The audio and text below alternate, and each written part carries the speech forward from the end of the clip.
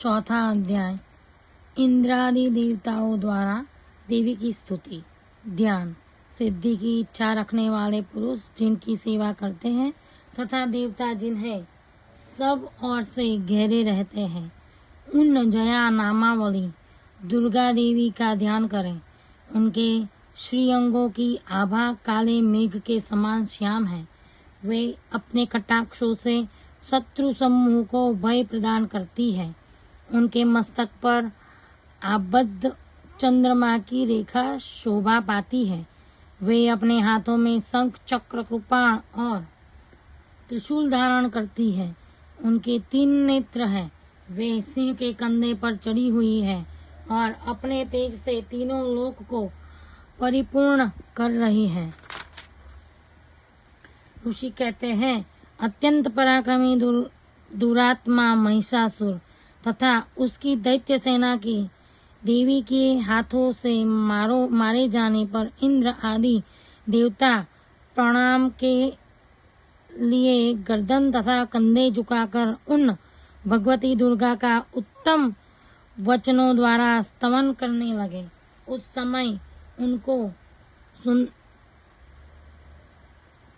समय उनके सुंदर अंगों में अत्यंत हर्ष के कारण रोमांच हो आया था।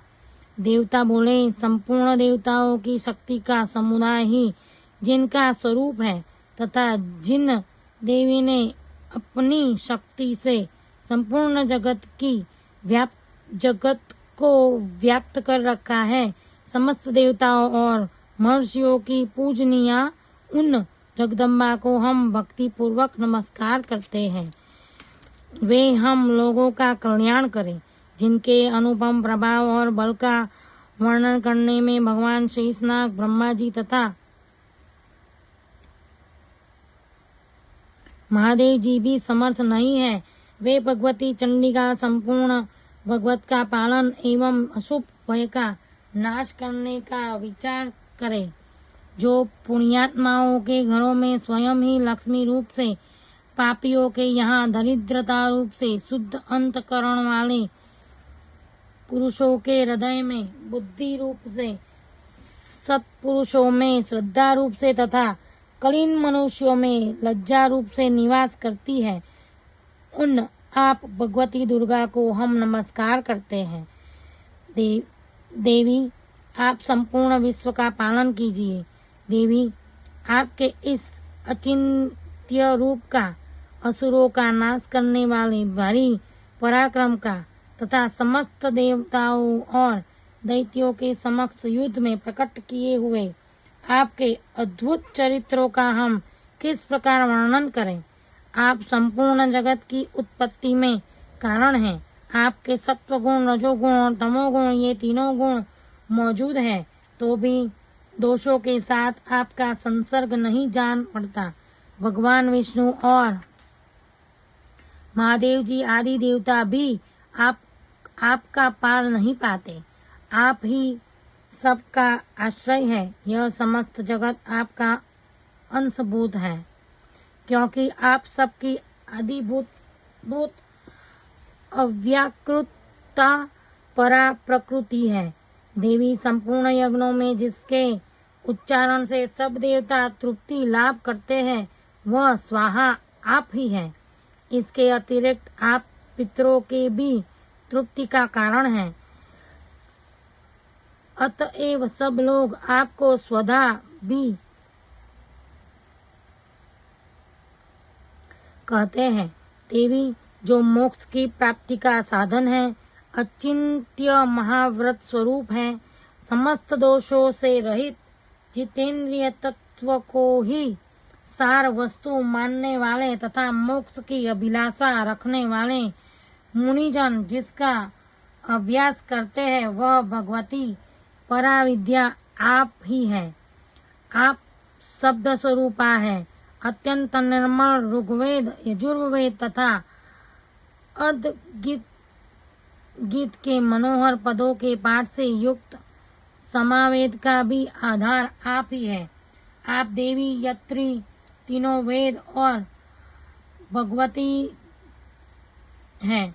इस विश्व की उत्पत्ति एवं पालन के लिए आप ही वार्ता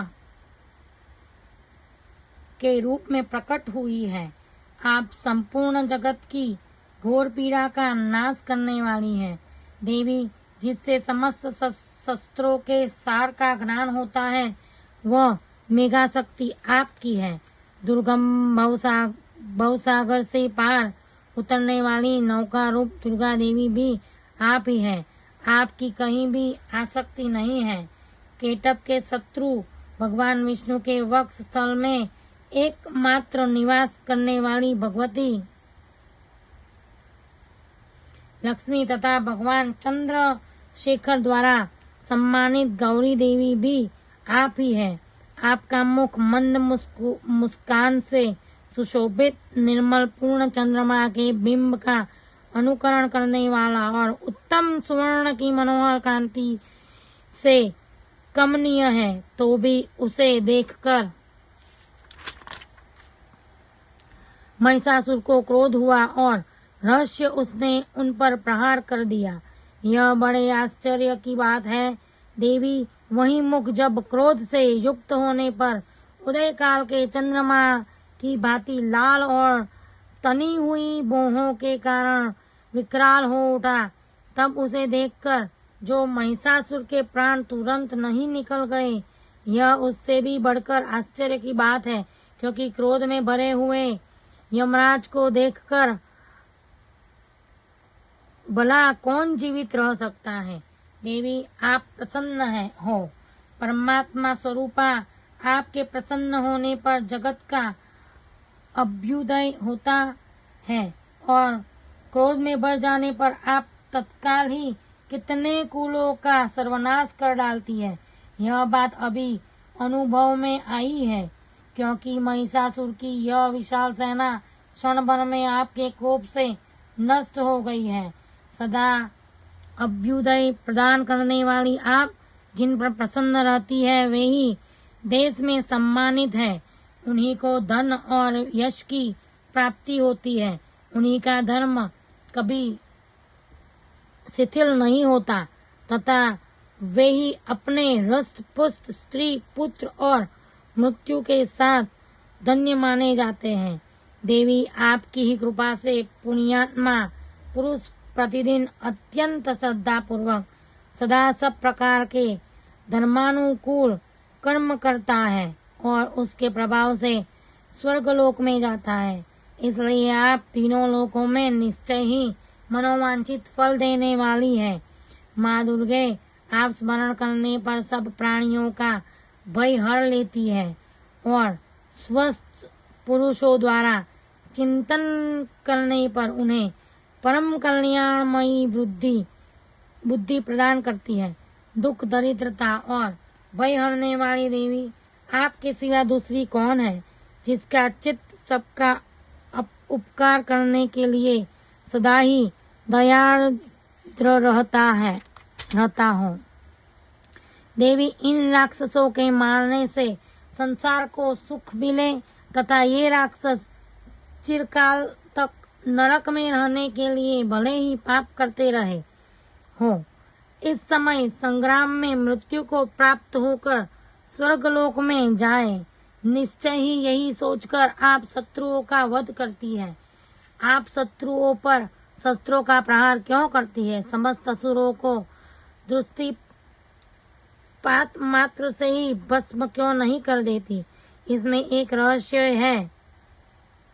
ये शत्रु भी हमारे शास्त्रों से पवित्र होकर उत्तम लोकों में जाए, इस प्रकार उनके प्रति भी आपका विचार अत्यंत उत्तम रहता है।